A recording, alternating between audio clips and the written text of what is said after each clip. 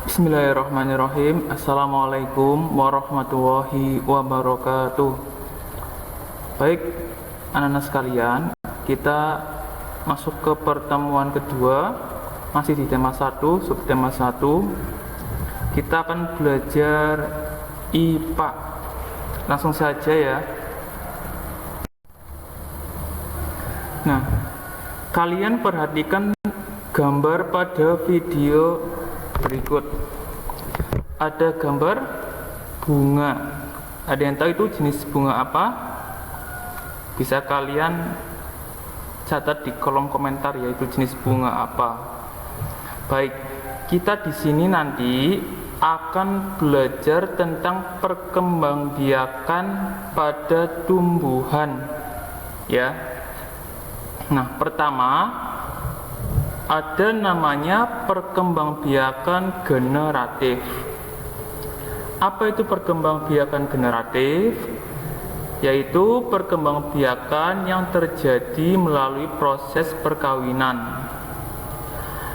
Pada tumbuhan ini, alat perkembangbiakannya itu terjadi pada bunga, ya.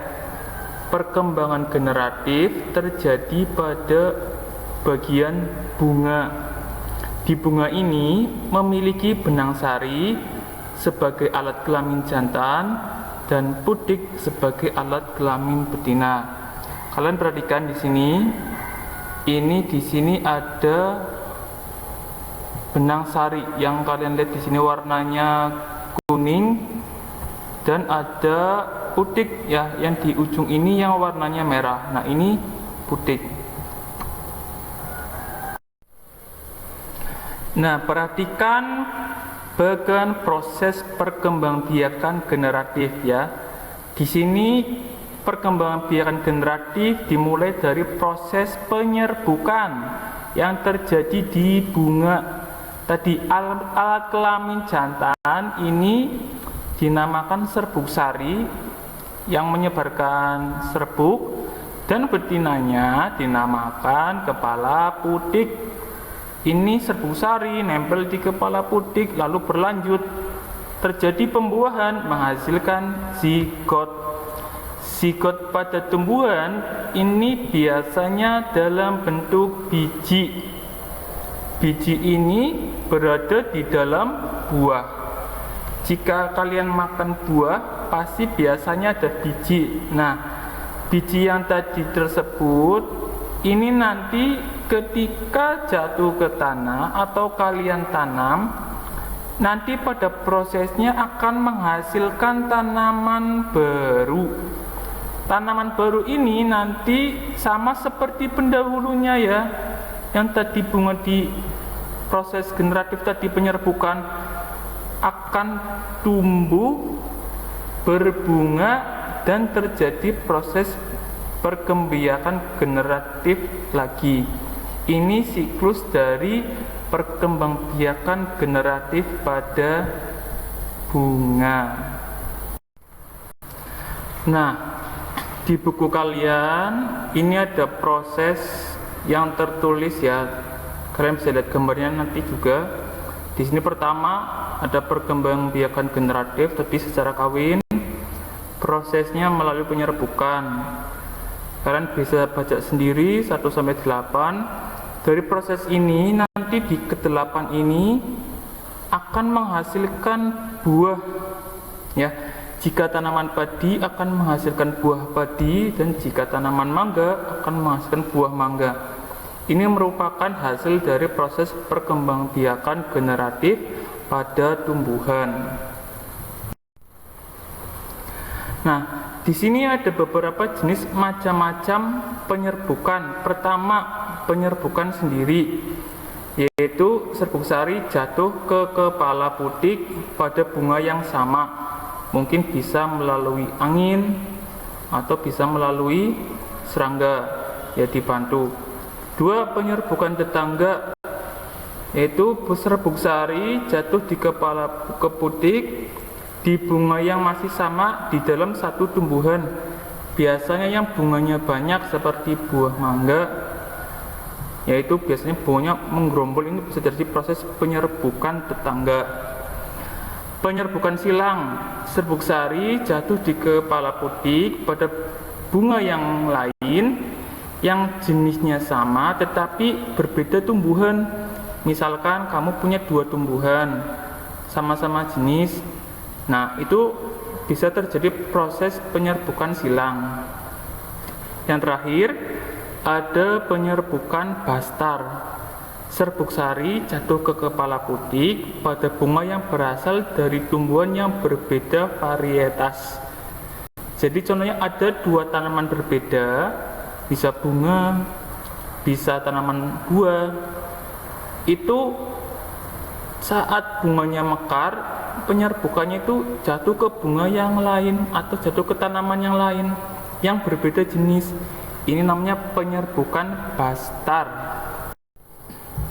Nah, di sini ada salah satu contoh hewan yang sangat berperan di dalam proses penyerbukan bunga atau proses perkawinan secara generatif ya pada tumbuhan, yaitu hewan lebah ya. Selanjutnya ya, pertama kita telah membahas perkembangbiakan generatif atau secara kawin. Nah, kedua kita akan membahas tentang perkembangbiakan tumbuhan secara vegetatif. Pertama, perkembangbiakan secara vegetatif terjadi tanpa proses perkawinan. Tujuannya apa? Kalau perkembangbiakan ini tujuannya menghasilkan tumbuhan baru atau tanaman baru dengan sifat yang baru ya. Perkembangbiakan vegetatif terjadi secara alami dan buatan. Jadi ada vegetatif alami, vegetatif buatan.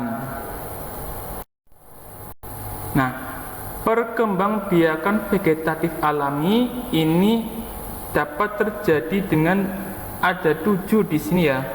Ada tunas, umbi lapis, umbi batang, umbi akar, geragi, akar tinggal, dan spora. Di sini ada contoh tanaman jahe.